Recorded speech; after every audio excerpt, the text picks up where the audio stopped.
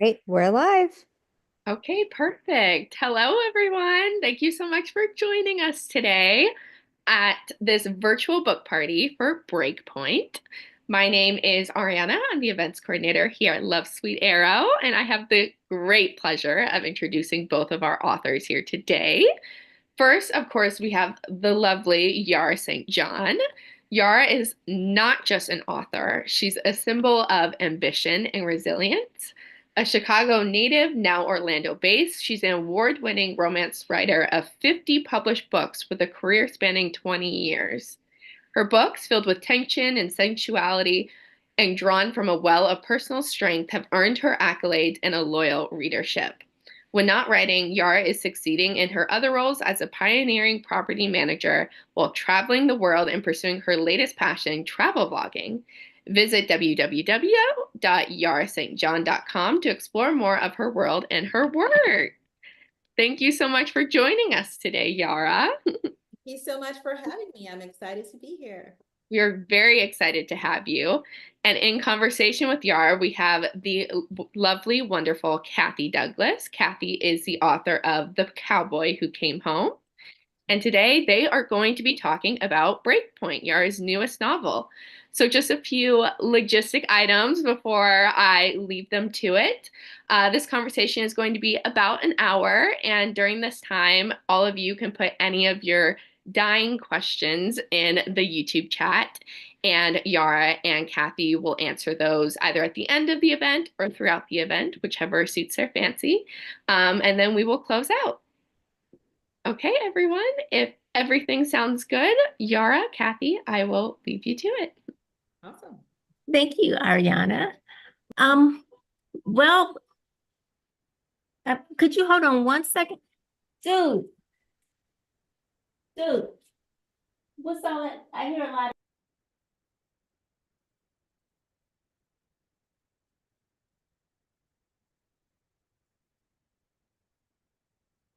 I think you're muted, Kathy.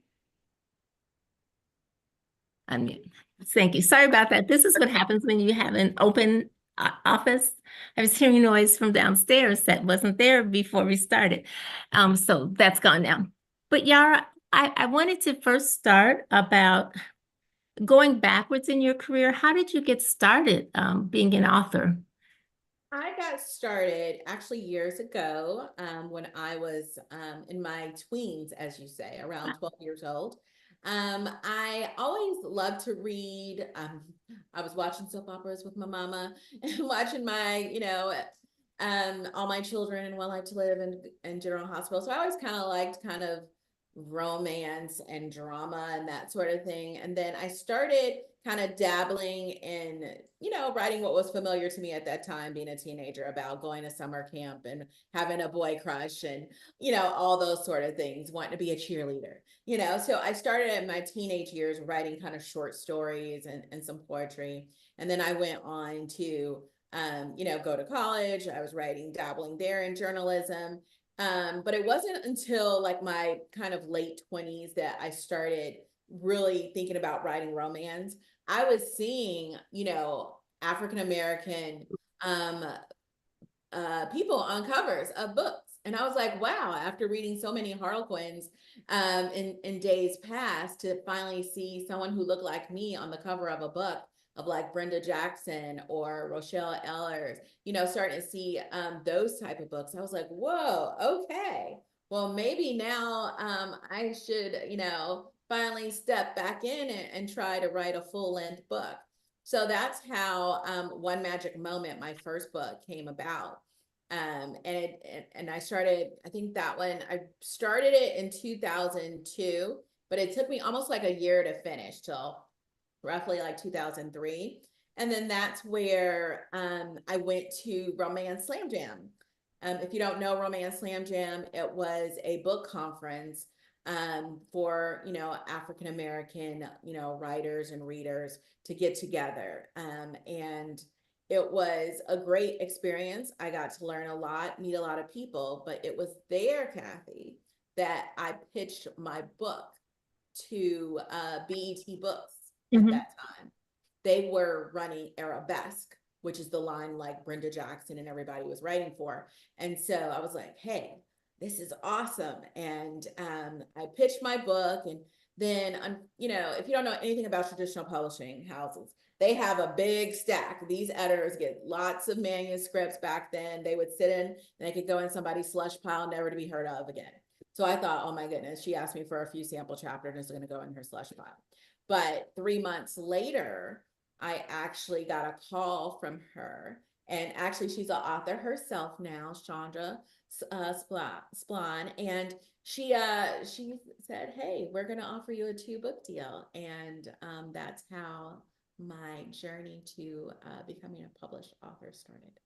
Okay, now I just have to ask you this. As someone who has written and gotten rejected, see, I can tell you, I go back to remember when you would write them and then you'd print it out and you'd mail it, and if you want it back, you had to send a self-addressed stamped envelope? I go back that far.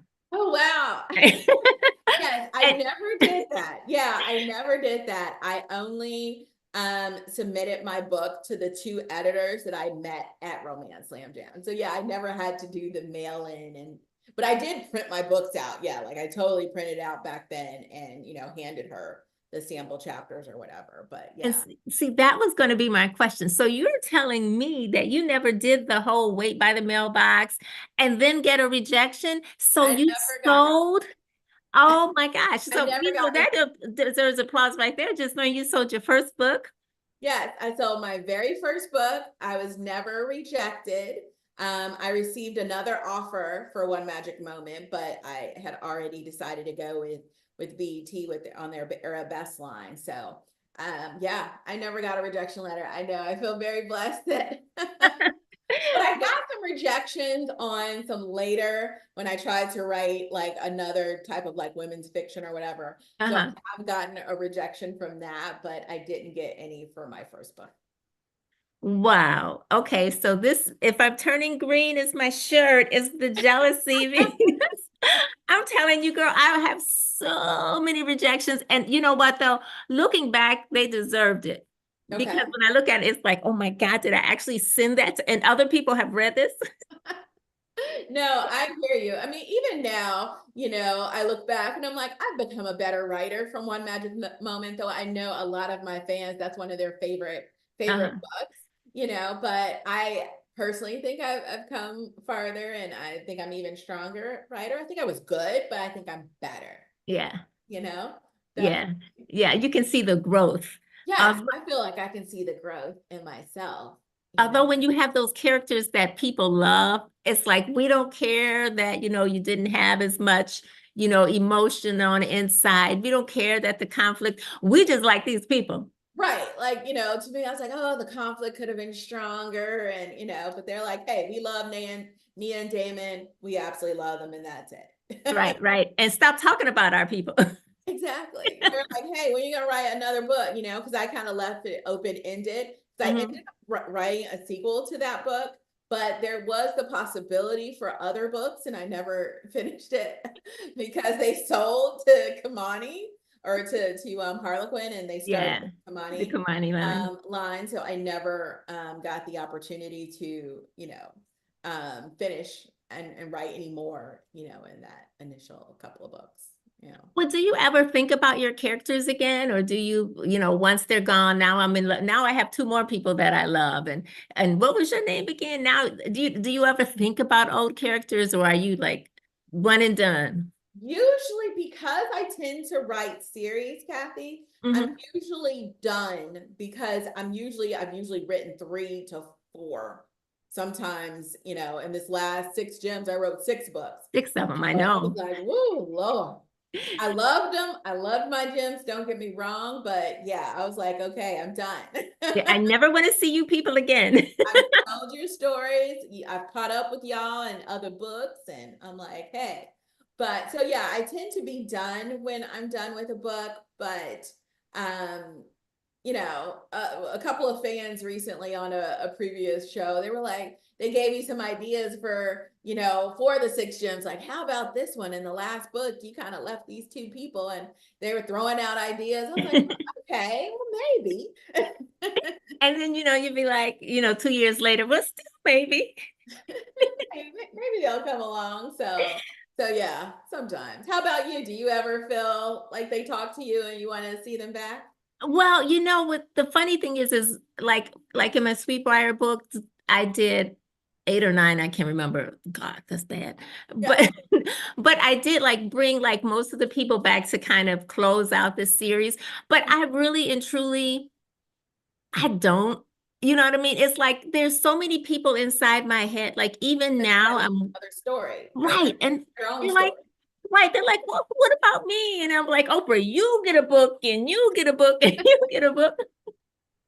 But then, or you think somebody's gonna get a book? Like when I did my first book of the Aspen Creek Bachelors, I was like, yes, I gave Jillian like 3 friends, and I'm like, yeah, these girls are gonna get a book. They ain't getting a book. Yeah, sometimes it happens that way. Because I remember it was I think it was the second series, which was Hmm. the Orphan series. I actually didn't think of that as a series. It Uh-huh. was actually my editor, Glenda, who thought, hey, well, you wrote about these 3 friends, these other 3 friends. We think they should have their own book. You should make this a series. And I was like, oh, she's like, it's the Orphan series. She's like, oh, okay. I didn't even think about that. I literally was a one and done. But she was like, no, expand, expand. And Give us more. yeah, What do- and who knew the series was going to end up being my niche, my thing, you know? Well, have you ever not known it was going to be a series or not known those particular people were going to get a book, and then they start talking to you like, great, now you put them in like a horrible backstory, and now you got to work out of that mess. It's like, dang. So, because Playing for Keeps, which is the first book in the Orphan series, was Uh, never supposed to be a series, I wrote the one of the friends into a corner, and then therefore, I had to write him out, and so there had to be him, so that of course, I would redeem him and make him more heroic. So, yeah, yeah, that and it's so funny when you're not thinking about them that way. mhm.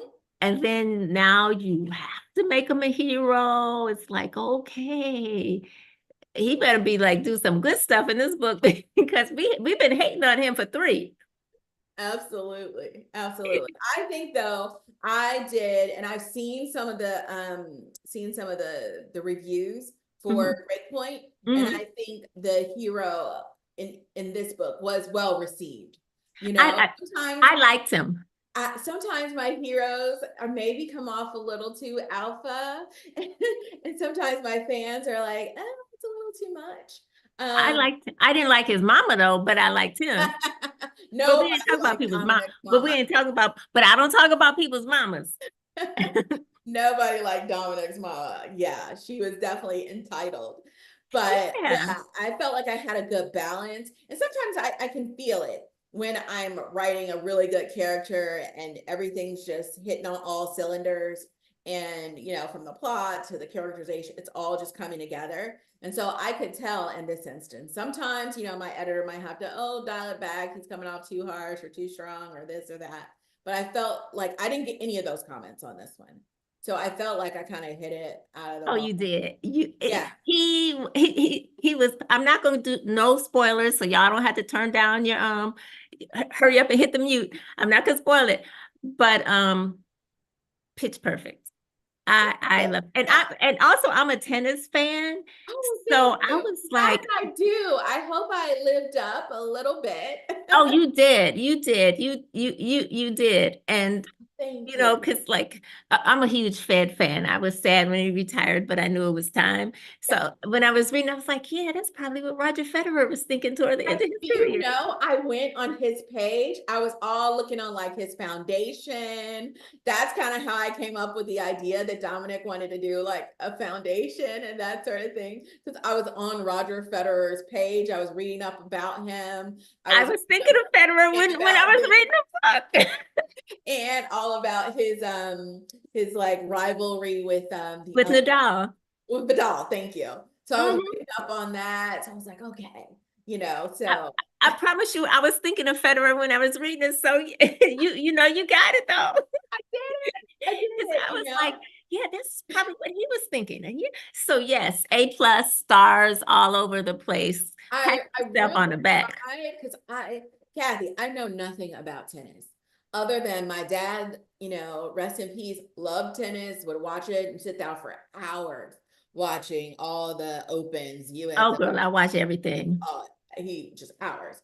So I knew nothing about it. And so here I am just asking my friend who recently retook up playing tennis again. And so Hmm. I'm going with him down to the tennis association that's, 15 minutes from my house, trying to learn the court. I'm reading up online. I'm just doing all this research, trying to understand the basics because I Hmm. didn't get the basics. So I'm out there with him and his coach, like, okay, what is this? What is this line? What is, the lines on the court and Oh, the what, doubles line and the double, yeah, yeah, double what's valley on love? What's, 15 love. I'm like, just trying to get what's the deuce? Are we dudes, playing no trying to get ad? all You the got it. together so that I would do it respectfully, You did. and no one would be coming at me in the reviews and be like, you got this all wrong. It's not a match, it's a game. Yep. And so I had to understand the difference between that too. You did fine. And even terminology aside, Yeah. I felt like you really everything you created was actually like what an actual tennis player would feel like. Oh yeah. How would Roger act? How would Serena have felt? How Yes. would Taylor Townsend? Because I was thinking sort of, the Taylor. I know you probably. I'm just throwing out names. You just Yeah. nod like. Mhm. Oh, I knew Serena. I was looking her up. I was reading up on her, and I mean, I knew a little bit over the years, but yeah. And I was thinking some of the Taylor Townsend, just because she didn't get the respect, I still don't think she gets the respect she deserves, but that's just me. So, yes, girl, you hit it. Here's a high five. Thank Okay, Thank let me you. move on before I actually start like do All about a tennis. spoiler. I don't want to spoil it for anybody, but if you have not bought this book, people, get it. I kid you, the break point is good. And then go back and get the other gems who make an appearance. And you can read them in it. There you go. Show those books.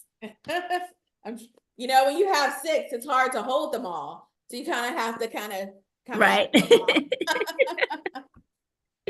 Okay. Now, the series, Now here's a more of a technical question, because I know the books are different word count. Yes. Um, how was it going to a longer trade book than writing a shorter Desire, which I think Desire is what, 50,000 words? Yes. So for those readers who don't understand where we started out, the first three books in the series was in, short 50,000 words. And then the larger, trade books are like 70,000 words, 70, 75 in this case. For me, I didn't have a problem with it because I do self-pub because I'm a hybrid author. So I'm traditionally published and I self-publish as well. And so in my self-published work, I tend to write larger stories. Mhm. So they're usually somewhere between 75 to 85,000 words. So I think because I was already kind of writing bigger stories for those books, I think the transition from a shorter 50,000 word book to a larger book was much easier than maybe some other people might have, some other authors might have had. I didn't have a problem with it. I actually, on all three of the newer style trade books, on the last three in the series, which were these three: Frenemy, Fix Up, Going Toe to Toe, and Breakpoint, I was over the word count. So we were Okay. so I think I went up to 80 on each of them. And so we were trying to like cut it a little bit because I was a little long in the tooth. Well, see, that's a better problem to have It is than because try to there have been times, Kathy, there have been times where the word, it just wasn't coming. And I typically found that if I was struggling writing, it's sometimes when I've done like continuities Mhm. with other authors, Yeah, those are you would rough. get this like Bible from the publisher telling you what the story is going to be, and then you just fill in the blanks. And so I found that sometimes those stories might have been light on drama and and story. And so sometimes I would struggle to get to that 50,000 word. I think one time I was at 45 and I was like, oh my God, the struggle is real. No, then you go very, very, very. No, that's what I'm working on right now, actually, continuity. And I promise it's the same thing because for me, when I create the characters, I know them. They're from me. I live them. But then you give me these two people, I'm like, who? And you're looking at it, it's like, You're well, trying to make a backstory for right. But you can't go too far off field because there's other books and other people. uh-huh. And it's like that don't make, you try to make it make sense. And it made sense to whoever was writing the Bible, but you're looking at it and going, what? She Yeah. thinks what? And you're trying to flush them out and just make Yeah. more, unique and interesting and relatable and readable. And yeah, that's where I struggle. But yeah, when I had no problem with my gems and no problem with Tegan. I felt like she was a really strong heroine She who, was had been through a lot in life and had at a overcome. young age. Yes. I'm sorry. Yeah. I don't even give it away too much, but she overcame it, and I love her independence, and despite what life, might throw at her and whatnot. So Yeah, and I like those. I like writing strong women. you did. I'm telling you, hold that book up again so the audience can know you Right. want this book. You want this book. You have waited for this book, and And now it's here. I think one of the cool things is even if you get Breakpoint and it's out of order, I think it's possible to read all the 6 Gems books out of order. I think what it will do is make you want to read the others. It will. It will.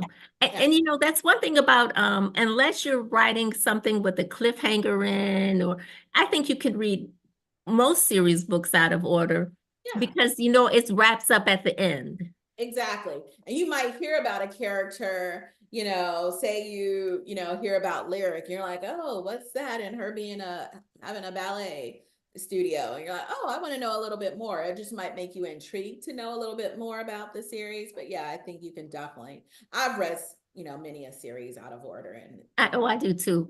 it makes It me doesn't go bother back me. and It start. doesn't bother me at all. Yeah, Now, it doesn't bother me at all. But I'm a voracious reader. I love to read, yeah, I do even though too. we write. So it's like finding that balance because you're reading, you're writing, and then I'm trying to do this little travel vlogging, which is another part of being a creative. And so yeah, it's a lot of fun. And that's what I was going to ask you next. How do you fit writing with the rest of your life? I mean, you have a lot going on. I do. It has been a challenge, let me tell you. So I find that, and I'm so thankful that, my husband and I, we've been, together, a decade, a little over a decade. And so he's been very understanding. He understands my passion. He gets it. So he lets me come here into what I call my she study. Mm-hmm. And and I can come in here for hours. I'll come in sometimes after work for a couple of hours. Not every day. You kind of have to. I have to give myself a balance, and so it's understanding balance for me. So so I'll come in a couple of hours on a weekday, but most of my writing throughout my entire career has been done on the weekend. I will sit there and churn and sit there for 8 hours like a full work day. I will do 8 to 5. Kid you On a not. weekend. On a weekend, Saturday and Sunday. Whoa. I'll churn it out. And if I'm feeling a book, like I'm feeling the fire, I'm feeling the characters and the story and everything, I can write 30 pages, sometimes 50 in a day. Really, girl, I need to come hang out with you because I must be doing something wrong. Farah Roshan says that. She's like, oh my God, I can barely do 10 or 15 barely in a day. And then I'm rewriting and rewriting. My thing is, I don't rewrite. It's 30 to 50, depending. 30 to 40 is my usual norm. 50 is like I'm having a rock star day, but I would say 30 is probably my norm. 30 in a day is my norm. If I'm having a good day, it could go upwards to 50. Yeah. Wow. I just try to get that 4,000 words in. So that probably comes up to about 12 to 15, somewhere in there. And sometimes I'm looking and I'm just writing and I'm just like, okay, but this is crap, but I like got 300 we'll more go back. words. Yes, it's all about, to me, it's just getting the words on a page, because I Yeah. know we'll come back, we'll craft it, and we'll craft it into, a masterpiece, as I say. But yeah, I'll sit there and churn it out. My husband be like, Oh. "Really? How do you manage that?" But when I'm in the zone, I'm in the zone. But there have been days, I will tell you, there have been days when for me, 15 pages. Please don't, please. I'll No. say 15 pages. I'll say this is a failure. I only wrote 15 pages. My norm is 30. So Oh, my girl, norm is 30. I look at it and I'm like, And I got 4,000 words out. I'll be like, man, that just means I'm struggling. I'm struggling with the book. And if I can only churn out on a weekend 15 pages, that is hashtag fail for Yara St. John. But if I'm rock star in 30 or more, Girl, I'm proud of you. Let me just say, because it depends on where I am in the process. Like if I'm starting a book, starting is difficult. it's slow. Oh, it's slow. Now, I will say that starting, I'm like, slow. and because I don't know because when I do my synopsis, I'm just writing enough of the book so I can sell it. Right. I really and truly don't know anything about these people. What I send in is never what I end up writing. And then even sometimes the names have changed. But Oh, wow. Okay. I'm never that far off. I'm in the vicinity. Not yeah, necessarily the same, but I'm in the vicinity. but the thing is it's slow. And then like I'll hit the groove somewhere, man, chapter 3-ish. Like, and now I'm like, okay, I kind of know this somewhere about chapter 7. I'm starting to hate these people. But now they're doing all manner of foolishness.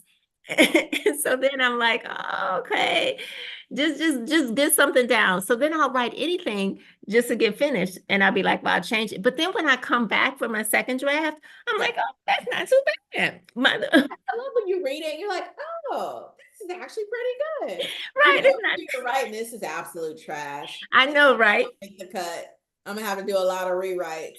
But then you read it, you're like, I didn't There is a book in here, True, I still got it. I don't have to give their money back. But I definitely agree. It's roughly around 50 pages. And I guess that's, chapter 3 or 4, depending on how long your chapters are, is when I start to like, okay, the book. But yeah, those first 50 are rough. Yeah. It takes a while to write those first 50. Yeah. Yeah, I never. I think once I hit 100 or so, I'm on it.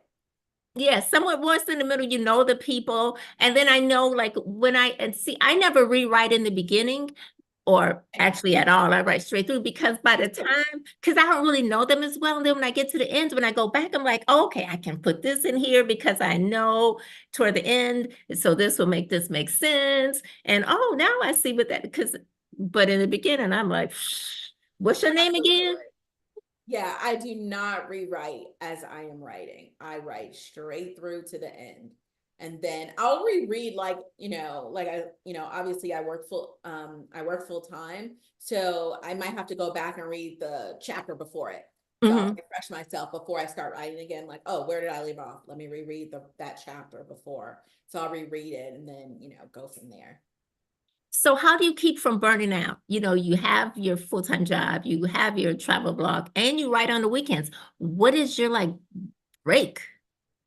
Right. So right now I'm suffering a little burnout at the moment. Everyone's been asking me about that. And I think because I went so hard, 50 books, working full time, marriage, kids, you got all that. And I think I just did it really fast, especially the last few years. I've been churning 3 to 4 out a year, Which is remarkable. Full-time job. And it was just a lot. I think I had real lofty goals.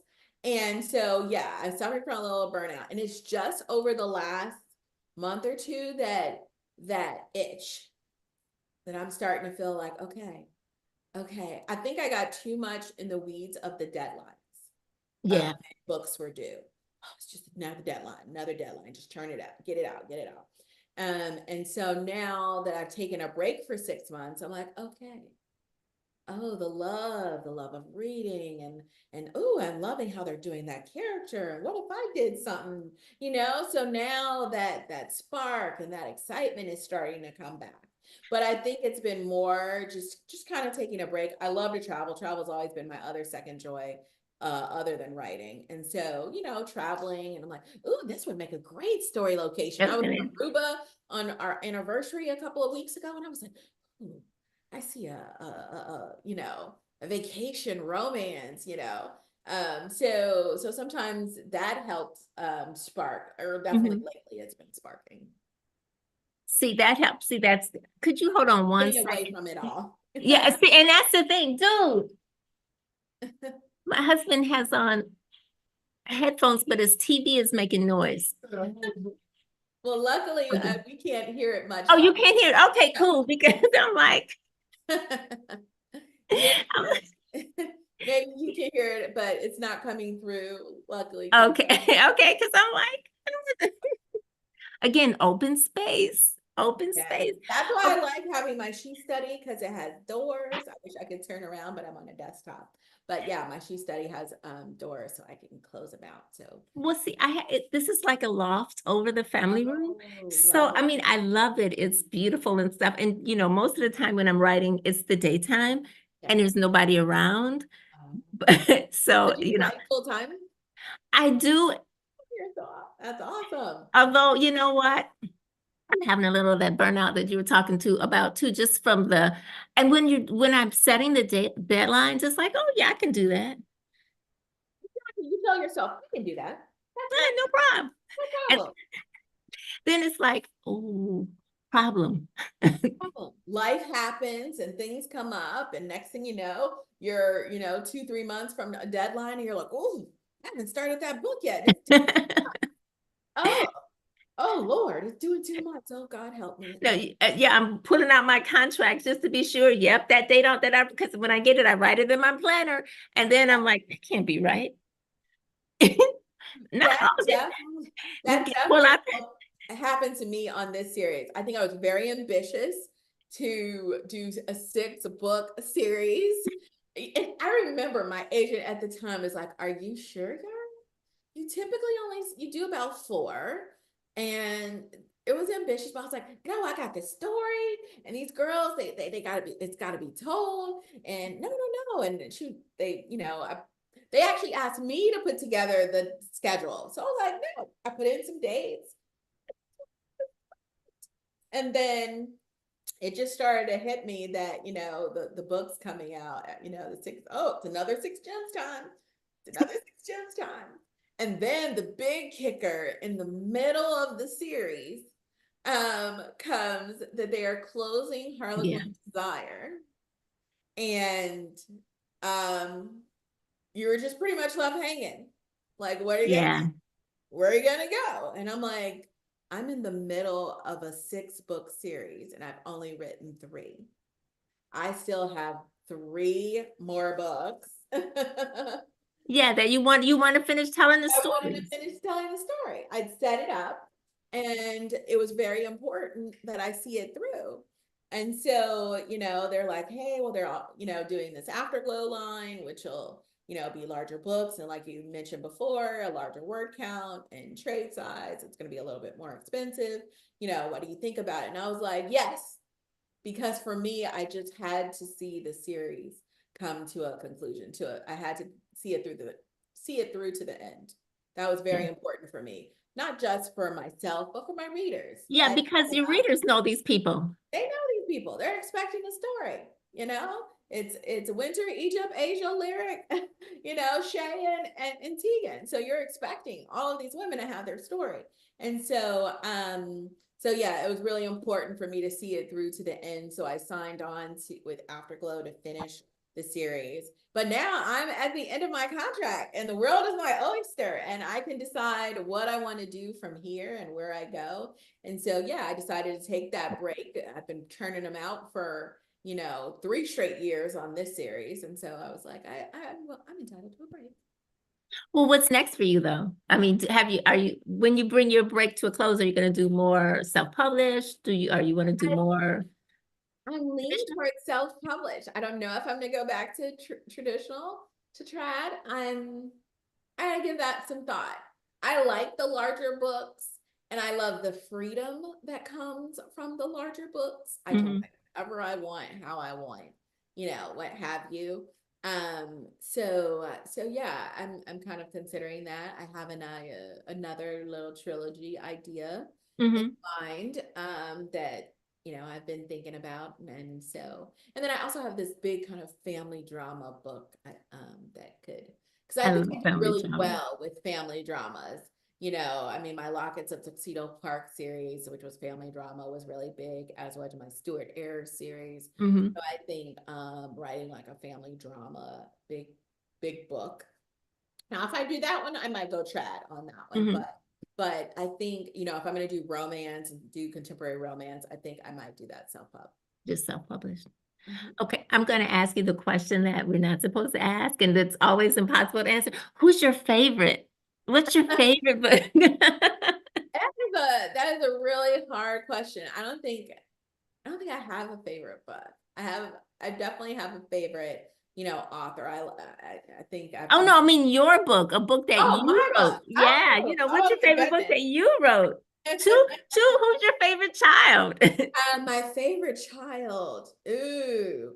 I mean, I'm always gonna fall back to One Magic Moment Because you're first. because it was my first. And I think that one is so special because my mom was alive to see that one. Okay. And she helped me with the editing of that first book. She Okay. told me the first 50 pages was trash. You need to delete it and start from here. She was like, this is boring. This is completely boring. All right, you need to start here. And I was like, cut all of these? Yes. And I did. And I never got a rejection letter because of my mom. She was So right. I think that one probably holds the special place in my heart. But I have to tell you though, even though it holds a special place in my heart, the story and having my first book published, it was not my favorite cover. It was not Really? my favorite What's your cover. favorite cover? Well, girl, you've had some beautiful I covers had some though. beautiful Your covers. Desire covers, oh my I God. love Your some of Kamani covers were nice too. the Kamani covers were really nice. I really liked Heat Wave of Desire was one of my favorite covers. It was one of the continuities. I thought that was a great cover. I loved my Two to Tango cover. I loved my first cowboy cover, Vacation Crush. Mhm. Oh, I was like, ooh, my Now I'm first gonna have to go back and look at all these covers because in my mind I'm like, okay, is that the one when the girl had on like the purplish dress? And I'm going in my Yeah, I loved that one. And I loved At the CEO's Pleasure. She had, nice like Afro looking curls, and I really loved that. And then they didn't put me on the cover. I shared it with Brenda Jackson, but I got the Mills and Boone version. I loved having a full figured gal. This was yeah. the actual like ebook cover for Her Secret Billionaire. And Hmm. I liked Egypt because she was like a full figured gal, and I loved that. So yeah, I've had some really, really good covers. Yeah. Yeah, but not the one, not your first book though. Not the first book though.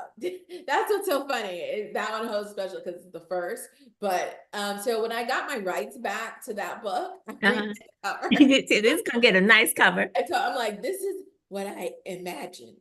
So I redid that cover. So if you go on Amazon and you see One Magic Moment, that's the cover that I designed. That she went, all right. Let me put that down. So I Yes, make sure that I'm gonna make sure I see the right cover. yes, yes. If you see the purple one, yeah, the purple one with she had an afro. I'm like that was not. That's not the book I wrote. That's not the girl. So yeah, I pictured Nia Long in my mind for that one. So Uh-huh. Oh, I have a question for you. Yara, what is your favorite super couple from General Hospital? And are you watching Beyond the Gates? yes, my favorite super couple was Sunny and Brenda. Really? I love Luke and Laura, don't get me wrong, but then the logistics of that, you're like, how they started out, and you go Yeah, back yeah, that was the guys' problem. history, you're like, maybe not. But I really loved Sunny and Brenda. That's what really, I was in college and I was like, ooh, I'm really digging Sunny and Brenda. So they were my favorite, like, super couple. I know there was the Frisco and Felicia's and all the other ones that, Frisco and Felicia were okay. yeah, Frisco and Felicia, and I think Anna and Robert, and you had some. I liked Anna, but I liked Robert when he was with the one who was Luke's girlfriend with the British Yes, accent. with What the was her British name? accent. Yeah, I liked him with her. Or even with Tiffany, even. I liked Yeah, him. I didn't like him with yeah, didn't do it for me Yeah. either. Well, you know who I always, and this is off the subject, I always wished that Bobby and Noah had gotten together because she just was crazy in Yeah, love with she was him. crazy about him. Crazy And about he didn't care about her at all. Nope, not a single bit. But I am watching Beyond the Gates. I'm behind on some episodes, but I'm like, hey, they started off slow, but they're getting steam, and so I want to give them a chance. So yeah, I've been watching it. Okay, what is your favorite under the radar book that has been released in the past 2 years? Under the I radar. don't know what the under the radar I book don't is. know what under the radar means, but over the last couple of years, I really fell in love. I know there's been a big hoopla with the whole Blake Lively thing, but I did love Oh, not well one. Hoover books. Oh my goodness. I really liked oh my God, now I'm having a brain fart. Has 9 in the title. That was my favorite one by her. It hurts when you have when you're getting old and you forget a Right, title. right. I think it's I, called number 9 or something. It has a 9. I see the book cover and it's blue and it has a 9. and But who wrote it? it's from Colleen Hoover. I really discovered her over the last couple of years, and so I loved what I actually listened. I started because I was doing my job required me to drive a lot. I was listening to a lot of audiobooks. So I really enjoyed listening to those. Yeah. Okay, and I don't know if she counts as under the radar because I'm her biggest fan. I love D.L. White. And the Never list was like, I feel like it should be the biggest. It's wonderful. And I don't know if it was the last couple of years, but I read that book a lot. And so that would be mine. What is the most surprising thing you learned while what is the most surprising thing you learned while writing your first book? Um, oh, that was a good one. But it was a little bit ago. So it did take me a long time to write the first one. It took me almost a year to write One Magic Moment. Whereas now I can write a book in 2 months. So like Breakpoint, I wrote in 2 months. Because you write those 30 pages and 50 pages a Yeah, and day. I can knock it out, so but it was, if I had to say what surprised me most about it is learning about the publishing industry. That was probably the most surprising thing about becoming an author, because when I started back then, I thought they were going to advertise me and I was going to become a world famous name, and Yeah, and you're gonna be rich. I'm gonna be rich. It's gonna be great. And then I realized, oh, I have to do the work. I have to advertise myself. Oh, okay. I get getting my own website, but you're not advertising for me. I've got to be my own biggest cheerleader. So that was probably the most surprising thing to me about, publishing your first book, is that it's all up to you. As much effort as you put in is what you're going to get out of it. Yeah, the TV shows and movies definitely misled us. They mislead. So do not believe what you see any No. more than you believe what you see about being a chef, because my husband is a former chef and Uh-huh. it ain't glory. Let me tell you, it's hard work standing on your feet. So very similar to an author, it's not the glory and sunshine that they make it out to be. How do you celebrate when you finish your book? Any release day rituals? I don't have any. I don't have any. I always do. Yeah, I don't have any. I just like getting the author copies in the mail. Oh, There's I love that. nothing like unboxing and you hold the book in your hand. And I know a lot of people love ebooks, and so do I, and audiobooks, so do I. But as an author, it's nothing like holding the book the physical book in your hand. And sometimes it's weird. I'll look down at the words and be like, I wrote that? You know, Seeing it in print, you're like, wow, okay. So that's the coolest thing for me. and see, that's so funny you said that because it's been so long since I've written a book that when I get it, I'm already like 2 books Yeah, you're 2 ahead. books ahead. So you look at it and you're like, those are my words. Right. You're a little far removed from it because it's been a couple, it's been, a year since you might have written that book, or a good 9 months or so. So yeah. Yeah, it's so surprising. Now for me, my very first book, How to Steal the Lawman's Heart, came out, girl, I went to Barnes and Nobles and took a picture. Then I went to Walmart and took a picture. Then I went to every store. I went to like every Walmart, not just one Walmart. I was hitting every Walmart within driving distance, I definitely taking did do pictures. that. I do remember quite a bit. Now, though, it's like I had a book come out this Tuesday, and I did that for quite a few books, but then they stopped being in all the Walmarts, and then my feelings would get hurt. They're like, y'all don't have books no more.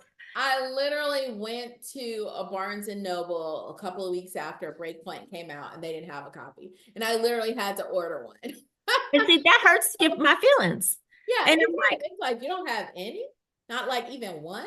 At least before, my last couple of books came out, they had at least had a copy in the store. yeah, and see, that's the other thing. Is like before I published with Harlequin, they would have the whole like end cap, and every book was face out. And I was like, "Ooh, one day my book is gonna be on the end cap." Well, by the time my book came out, they didn't have that end cap. They did have shelves, they did have them, and they still had a little section. But now you go in there and it's like one book somewhere back they do it so wrong, in the back in a corner, at a booth in the back in a corner in the dark. That's Yeah, what a book is. it's really unfortunate, I think, yeah. It's Yes. unfortunate. I miss the days of being able to see lots of racks of books. Yeah. Well, now I had a book come out Tuesday, right? Mm-hmm. I did go to one Meijer store. I did take a couple pictures, and one of my readers sent me a picture, and that was it. Then I was like, well, I gotta get back to work. There was a question, but I didn't get it, and I don't know how to. Has becoming an author made me love romance more, or has it given me a different appreciation for the romance genre? I still love romance. I think I love it more. I've never given up that love, even though I've written 50 books. And I still love a good rom-com or romantic drama, make my husband sit there and watch it with me. So yeah, I think I love it probably more, which would probably maybe surprise some people. I know, I think I love it more. I think what I love more of the stories is when I can really get lost in a story, because when I have favorite authors who I can't wait for their books to come out, even now. And it's like, yeah, I know I'm a writer too, but their books, oh my God, I'm like, oh, I Sometimes can't you're wait. like, man, that was just how they worded that, and the Yes, prose was just so wonderfully well written. yes. Yeah, I definitely get a little fangirl. Yeah, and I love the craft, and I'm like, okay, where did those words come from, and how did they put them together like that? Like in a nice, neat little box. Yeah, and I'm like, and why don't my books do that? And because I'm like, some people and their ideas are so creative. I'm like, where'd that come from? It's like, how do they come up with these ideas? So yeah, I love it. I love it more. Yeah. And I'm like become more insatiable now because I want to appreciate it from the craft, but also just as there's so many good books out there. Absolutely. We just want to, soak it up. When did I decide to write a novel? Like I said, if you caught me earlier, I said I had started when I was like 12. So I was already writing like little small little mini books when I was 12, and I would make people take them out like library books. But Oh, I love that. yeah, I would take those little old school library cards Hmm. and I would make people sign them out, and I would keep track. I had a Did ledger. you find them if they brought them back late? You No, just made some like, you money. can't read my books again. I'd be Oh. like, if you don't return it on time, you can't read another book. So, but I actually got away from it. I was like, oh, I'm gonna do journalism, and so I got away from it. So I didn't decide to write till Romance Slam Jam. That was in 2001. So if you remember, I think I said in 2003 I got my book deal. Well, in 2001, I believe it's a one. It was here in Orlando, and I ran into Kayla Perrin, and her and I were just talking shop about books and whatever. She's like, it sounds like you're an author. She's like, have you written a full-length book? And I was like, no, I've written short stories and poetry and all that. She's like, you need to write a full-length book. She's like, I encourage you. You should come to Romance Slam Jam and pitch a book. And so that's what made me decide. I went and bought my first Gateway. I'm gonna age myself when I talk about having a Gateway laptop, but I went and bought myself a Gateway laptop, and I started typing away on One Magic Moment. I love that. Now, I started writing, what made me start writing, well, actually, I'm a lawyer. And so I practiced law until my son was born, my oldest son, and I quit. And then my second son was born, and then I was really quit. But then when they were in preschool, I had like 2.5 hours a day to myself. So I started reading romance books, and a lot of them were old. And I was like, well, I can do that. They give me some. So I started writing probably the worst stuff anybody has ever written in the history of the world. And I hid them under my bed. Now they've been recycled. They're probably living life as paper plates. But I just figured, well, I gotta do something. And I started writing and getting rejected. Unlike you, I got rejections, but I kept plugging away. That's perseverance. You kept going until, they saw your talent. It was unmistakable. And that's what I would tell anybody. Just keep writing. If you want to do it, do it. Keep going. Keep going. Absolutely. And then it says, do I have any funny interactions or DMs? So my best interaction was rest in peace, Louise Brown, my favorite. She was my favorite, most special reader ever. She passed away last year, but she was my most loyal fan. She had been following me since One Magic Moment. She was the first reader to email me that she Oh, loved nice. the book. And she emailed me every book after that. Oh, Until nice. she passed. Every book. She would enter every contest, because every book I would have a contest and I'm giving away $25, an autograph copy, this or that. She entered every contest. She got every question right. She wouldn't miss a thing. But the funniest part is one time, the one thing about Miss Louise is that you had to answer her timely. And one time I was, I forgot, I think it was a couple of days and I was busy at work, and I was like, oh, I'll get to Miss Louise. And she politely emailed me and was like, I have not received a response from you. Ah. And I am patiently waiting for you to tell me about XYZ. I would never forget that. I was like, okay, well, if Miss Louise sends me an email, I must absolutely get back to her within 24 hours. I know, that's right. So yeah, that was my most funny anecdote. And yeah, I got to meet her in person quite a few times, spend time with her, and yeah, it was really great. Oh, nice. Nice. Special fan. Oh, Last question.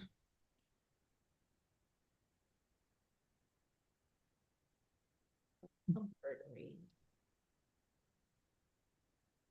I do. I have a comfort. I have several comfort reads. Like I said, D.L. White's, D.L. White's The Never List. Trouble Don't Last Always. I read that all the time. That is like my comfort read. And I don't know how comforting it is, but this last one is Taylor Caldwell's Prologue to Love. Whenever I need to write a sad scene, I read that because that book has me bawling.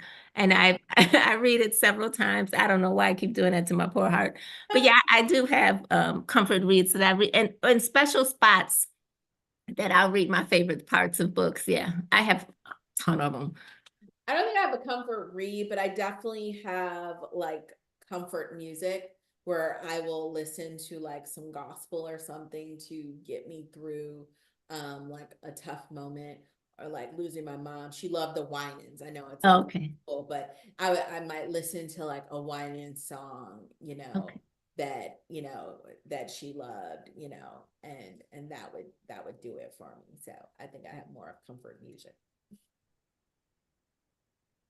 Okay. Now, this is nothing. You're from Chicago? Yeah, So I am am. I. We're from. Oh, awesome. Oh, yeah. I grew up on the south side of Chicago. I went to Hyde Park for high school. And then like on 57th Street, I was on like 57th and State, then we are on Okay. 78th and Langley. And then once I went to Northwestern and Evanston, I just kind of stayed living on the north side until I Oh, moved. I went to the Northwestern Law School. You I'm did? from Inglewood, girl, You're Inglewood. an alumni. I know. Yes, I got my bachelor's at Northwestern. Yeah, in English. Yep. Okay, cool. Yeah. Maybe I look nice. Awesome. Well, Here, Ariana's back. Hi. Looks like we're at time here. Kathy, did you have any last questions? I just wanted to make sure I didn't cut you off. Oh no, that was everything. That was everything. Okay. Thank you so much, everyone, for joining us today. And please go out and purchase Breakpoint. It's a lovely book. And It is. thank you so much to Yara and Kathy for letting us listen in on your wonderful conversation. It was a blast. oh, we appreciate it. Thank you so much. It was fun. Yes.